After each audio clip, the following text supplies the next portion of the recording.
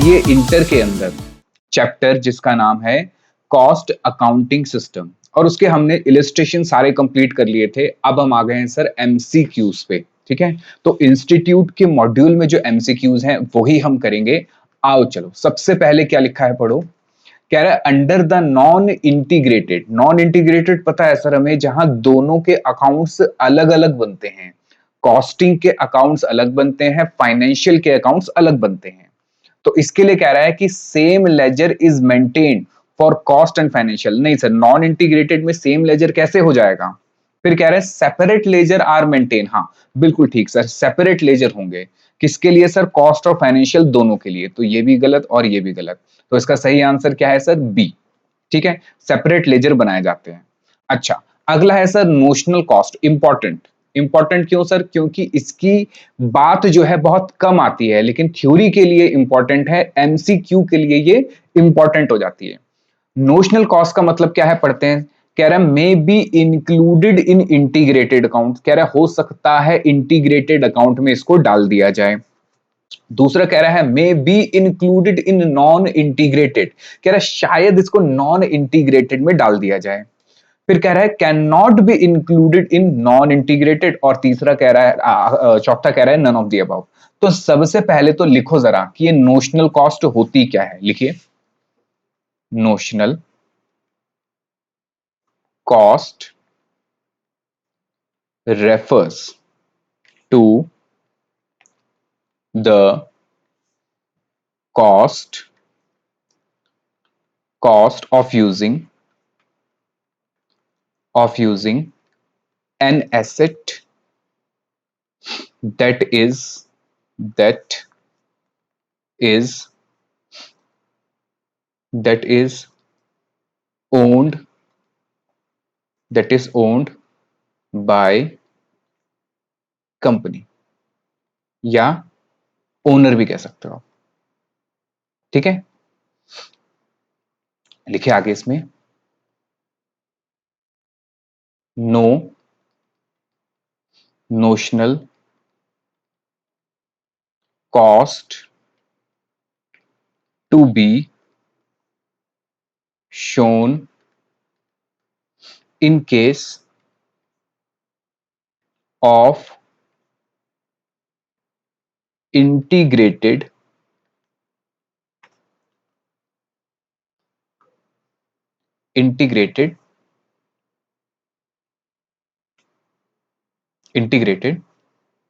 accounting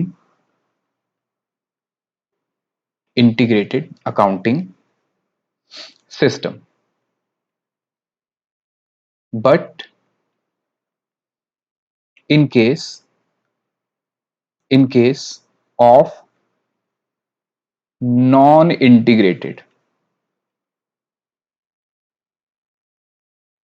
but in case of non integrated accounting system, notional cost can be recorded। ठीक है, चल तो पहले ये लिख लो, फिर मैं आपको समझाता हूं कि ये है क्या। लिख लिया, जरा समझो नोशनल कॉस्ट क्या होती है। ठीक है, क्या होता है, मान लेते हैं कि ये जो है ये सर ओनर है एक मैन्युफैक्चरिंग बिजनेस का। ठीक है, जैसे मैं एग्जांपल देता हूं कि सर हमारा एक क्लाइंट है जिसने क्या कर रखा है कि उसने एक बिल्डिंग ले रखी है। उस बिल्डिंग के ग्राउंड फ्लोर पे उसने अपनी एक छोटी सी फैक्ट्री लगा रखी है प्रोडक्शन की। ये पूरी बिल्डिंग इसी की है, यानी ओन्ड है इसकी, ये इसने खरीदी हुई है। नीचे इसने क्या कर रखा है सर, नीचे इसने अपनी ग्राउंड फ्लोर पे अपनी फैक्ट्री लगा रखी है, और बाकी फ्लोर पे इसका रेजिडेंस है, यानी एक फ्लोर पे खुद रहता है, एक फ्लोर इसका किराए पे चल रहा है, ऐसे करके। यानी मुद्दे की बात सर ये है कि ये पूरी बिल्डिंग इसने खरीदी हुई है। ठीक है, अब अगर वो ये जो ग्राउंड फ्लोर है जहां पे इसने फैक्ट्री अपनी लगा रखी है, बात समझना, अगर ये अपनी फैक्ट्री अपने घर में ना लगा के अपनी फैक्ट्री अपने घर में ना लगा के सिमिलरली ऐसे ही कोई ग्राउंड फ्लोर को रेंट पे लेता, बात समझो मेरी, अगर ये अपनी फैक्ट्री अपने घर के ग्राउंड फ्लोर पे ना लगा के कहीं किराए पे लेता तो वहां पे कितना रेंट जाता। या मैं दूसरे शब्दों में कहूं कि सर अगर ये फैक्ट्री यहां पे बंद कर देता और इसको अगर ये किराए पे लगा देता तो कितना किराया आ सकता था। तो यहां पे हम कह सकते हैं कितना किराया आ सकता था, या हम कह रहे हैं कि अगर ये अपने यहां पे यूज ना करके कहीं किराए पे ले रहा होता तो कितना खर्चा इसका रेंट का होता। तो एक्चुअल में नहीं हो रहा, ये एक्चुअल में नहीं हो रहा। क्यों नहीं हो रहा? क्योंकि सर अपना एसेट यूज कर रहा है, कम ऑन, अपना एसेट यूज कर रहा है, इस वजह से नहीं हो रहा। इस कॉस्ट को हम कहते हैं नोशनल कॉस्ट। क्या कहते हैं सर? Notional cost. और ये नोशनल कॉस्ट सिर्फ और सिर्फ किसके पर्पस के लिए है सर? ये सिर्फ और सिर्फ कॉस्टिंग के पर्पस के लिए है। फाइनेंशियल वाला तो इसको देखता भी नहीं है, वो कहता है मुझे मतलब नहीं है नोशनल वोशनल, मुझे तो आप बताओ हिस्टोरिकल कॉस्टिंग क्या है। बात समझ आई? तो इसी वजह से आप इसको अपॉर्चुनिटी कॉस्ट भी कह सकते हो, ठीक है। इसी वजह से लिखा है कि सर देखो क्या होता है, refers to the cost of using an asset, cost asset को यूज करने की जो कि खरीदा हुआ है। किसने खरीदा है सर? ओनर ने खरीदा हुआ है। और ये सिर्फ और सिर्फ कहां दिखाई देगा? ये सिर्फ और सिर्फ कॉस्टिंग के रिकॉर्ड में दिखाई देगा, यानी कि ये नॉन इंटीग्रेटेड में आएगा, इंटीग्रेटेड में नहीं आएगा। कम ऑन, जो नोशनल कॉस्ट है सिर्फ और सिर्फ कहां पर आएगी? नॉन इंटीग्रेटेड में, यानी इसका आंसर होगा may be included in non integrated. और नॉन इंटीग्रेटेड में भी लिखना मैंडेटरी नहीं है, ऑप्शनल है, ठीक है। तो यानी इसका आंसर है कि सर नोशनल कॉस्ट जो है वो नॉन इंटीग्रेटेड में आप डाल सकते हो। बताओ समझ आया? क्वेश्चन नंबर 3 कह रहा है under non integrated accounting system the cost में बी कंप्लीट डबल एंट्री। कह रहे नॉन इंटीग्रेटेड में हम डबल एंट्री को कैसे कंप्लीट करते हैं? क्या स्टोर लेजर से करते हैं, डब्ल्यूआईपी से करते हैं, फिनिश गुड्स से करते हैं? नहीं सर, हम जर्नल लेजर एडजस्टमेंट अकाउंट या जर्नल लेजर कंट्रोल अकाउंट से करते हैं, जिसको हम कॉस्ट लेजर कंट्रोल अकाउंट भी कहते हैं। मुझे बताओ क्या आपको मेरी बात समझ आ रही है या नहीं आ रही? इजी है? चलिए क्वेश्चन नंबर 4 कह रहा है integrated system of accounts are maintained. कैसे होता है सर? In separate. गलत सर, इंटीग्रेटेड सेपरेट नहीं होता, इन सेम बुक। हाँ सर, इसका पॉइंट नंबर बी है। 5वां कह रहा है under non integrated system of accounting purchase of material is debited to which account. Sir कौन से अकाउंट? सिंपल है, मटेरियल अकाउंट में जाएगा। कौन से में जाएगा सर? मटेरियल अकाउंट में जाएगा, बात खत्म। क्वेश्चन नंबर 6 में कह रहा है non integrated accounts if material worth rupees 1500 are purchase for special job के लिए खरीदा है तो किस अकाउंट में जाएगा? याद करो मैंने आपको बताया था अगर हम स्पेशल अकाउंट में स्पेशल जॉब के लिए खरीद रहे हैं, इसको जरा समझो क्या मतलब है इसका। कि सर देखो ये तो मेरा स्टोर होता है, स्टोर्स में क्या रखा होता है सर? स्टोर्स में मेरा मटीरियल रखा होता है।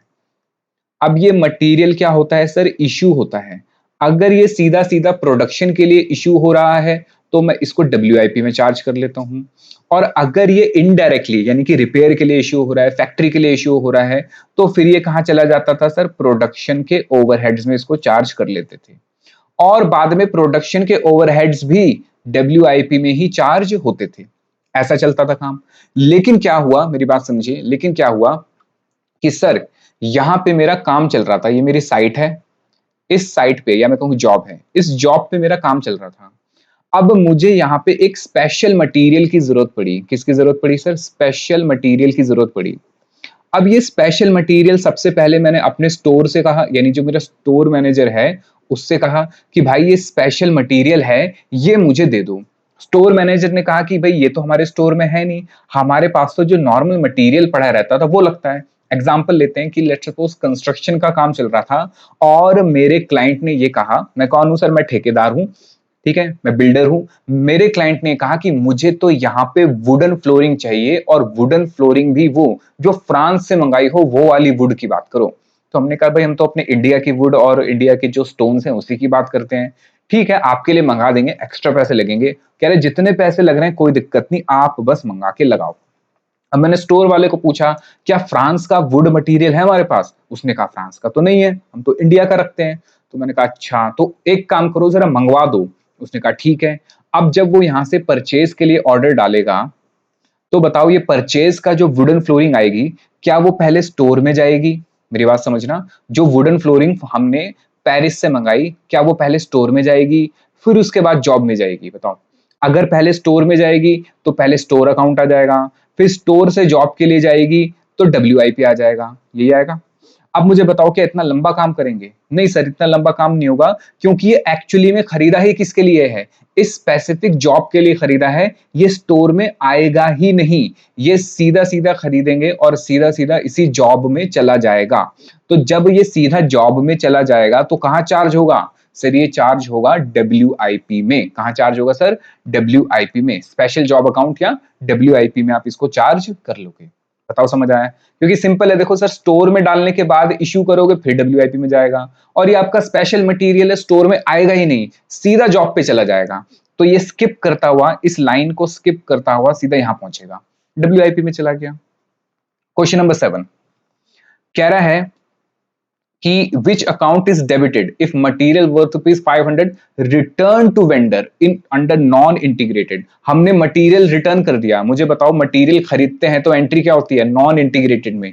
सर मटेरियल खरीदते तो एंट्री होती है रॉ मटेरियल या store ledger debit to journal ledger control या कॉस्ट लेजर कंट्रोल अकाउंट। अब जब वापस कर दोगे तो क्या होगा सर? इसी की opposite entry, cost ledger control account CLC to raw material या स्टोर लेजर। बस। तो एंट्री क्या हुई सर? कौन डेबिट हुआ? CLC डेबिट हुआ। क्या डेबिट हुआ सर? CLC डेबिट हुआ। तो ये हमारा आंसर है। ठीक है। अच्छा, क्वेश्चन नंबर 8 में कह रहा है विच of the following item is included in cost account. कह रहा है कौन सी आइटम इंक्लूड होती है कॉस्ट अकाउंट में? Sir notional. हाँ, मैंने अभी आपको बताया कि नोशनल वाली इंक्लूड होती है। डोनेशन का मतलब नहीं होता, ट्रांसफर टू जनरल रिजर्व का मतलब नहीं होता, रेंट रिसीव का मतलब नहीं होता कॉस्ट अकाउंटिंग में। ठीक है। फिर उसके बाद कह रहा है कि व्हेन कॉस्टिंग लॉस, एक लॉस हो गया 5600 रुपए का, administrative overhead absorbed being 600, the loss as per financial account should be. क्या कहना चाह रहा है कि कॉस्टिंग का लॉस दे रखा है मुझे 5600 का, यानी रिकंसिलेशन की बात कर रहा है। यानी कॉस्टिंग का जो लॉस है वो कितना दे रखा है सर? 5600 का। इसको मैं नेगेटिव कर दूं। फिर कह रहा है administrative overhead being overhead under absorb. क्या हो गए? अंडर एब्जॉर्ब है। अंडर एब्जॉर्ब का मतलब है, मान लेते हैं कि ये है 1000 कौन से? कॉस्ट अकाउंटिंग के, और फाइनेंशियल अकाउंटिंग के जो है वो है 400। अंडर एब्जॉर्ब का मतलब क्या होता है सर? मैंने गलत लिख दिया। अंडर एब्जॉर्ब का मतलब होता है एक्चुअल से कम चार्ज करना, एक्चुअल से कम चार्ज करना। लेट सपोज फाइनेंशियल अकाउंट्स में एक्चुअल 1000 और कॉस्ट अकाउंटिंग में एक्चुअल 400। तो मुझे बताओ मैंने अपना खर्चा कितना कम दिखा रखा है? सर आपने 600 रुपए का खर्चा कम दिखा रखा है। और मैंने आपको कहा था कि अगर मुझे कॉस्ट अकाउंटिंग से फाइनेंशियल अकाउंटिंग के बराबर आना है तो मुझे अपना खर्चा बढ़ाना पड़ेगा, या अपोजिट करूं तो प्रॉफिट को क्या करना पड़ेगा सर? कम करना पड़ेगा, प्रॉफिट को कम करना पड़ेगा। या मैं दूसरी भाषा में कहूं, मैं आपसे दूसरी भाषा में कहूं कि सर अंडर एब्जॉर्प्शन है, खर्चा कम दिखा रखा है। फाइनेंस वाले ने खर्चा तो अपना पूरा दिखा रखा है, हमने 600 कम दिखा रखा है, तो 600 का खर्चा और दिखा दो। तो खर्चा दिखाने का मतलब क्या है? प्रॉफिट को कम करना, प्रॉफिट को कम करना, या फिर लॉस को बढ़ाना। तो माइनस कर दूंगा यहां से अंडर एब्जॉर्प्शन। बताओ कितना माइनस कर दूंगा सर? 600 माइनस कर दूंगा। तो ये कितना हो जाएगा? 6200। तो ये आंसर आएगा इसका बी। कितना? 6200। बताओ समझ आया? चलो, कह रहे which of the following item should be added to the costing profit and loss. Costing के P&L के अंदर टू अराइव फाइनेंशियल प्रॉफिट। कह रहा क्या ऐड होना चाहिए? सर देखो सिंपल बात है, फाइनेंस, अगर मैं बेस क्या है मेरा? कॉस्टिंग। फाइनेंस वाले ने ऐड कर रखा है तो ऐड करूंगा, माइनस है तो माइनस करूंगा। ठीक है। कह रहा है कि ओवर एब्जॉर्प्शन ऑफ ओवरहेड। मुझे बताओ ओवर एब्जॉर्प्शन का मतलब क्या होता है? हमने खर्चा सर ज्यादा दिखा दिया, हमने खर्चा ज्यादा दिखा दिया। फाइनेंस वाले ने खर्चा कम दिखा रखा है, फाइनेंस वाले ने खर्चा कम दिखा रखा है। यानी हमारा जो कॉस्ट का खर्चा है, कॉस्ट अकाउंटिंग का खर्चा ज्यादा है। ओवर एब्जॉर्प्शन यही होता है, ज्यादा खर्चा बुक करा। फाइनेंशियल अकाउंटिंग वाले का खर्चा जो है वो कम है, मुझे बताओ दोनों को इक्वेट करने के लिए क्या करना पड़ेगा? सर मुझे इसको इसके बराबर करना है, क्योंकि बेस क्या है सर? बेस है मेरा कॉस्ट अकाउंटिंग, क्योंकि उसने कहा है कि कॉस्ट वाले में क्या ऐड करोगे। तो सिंपल बात है सर, देखो मुझे अपना खर्चा यहाँ पे कम करना पड़ेगा, खर्चा कम करना पड़ेगा। अब खर्चा कम करने का मतलब क्या है कि सर प्रॉफिट को बढ़ाना पड़ेगा, कम ऑन, प्रॉफिट को बढ़ाना पड़ेगा। तो यही पॉइंट आ गया, point number 1, over absorption. Interest में नहीं होगा, इनकम टैक्स में नहीं होगा, और ऑल दी अबव तो वैसे बेकार है। मुझे बताओ समझ आया या नहीं आया? इजी था। चल, तो ऐसे हमने इंस्टीट्यूट मॉड्यूल के जितने एमसीक्यूज थे वो सारे कंप्लीट कर लिए।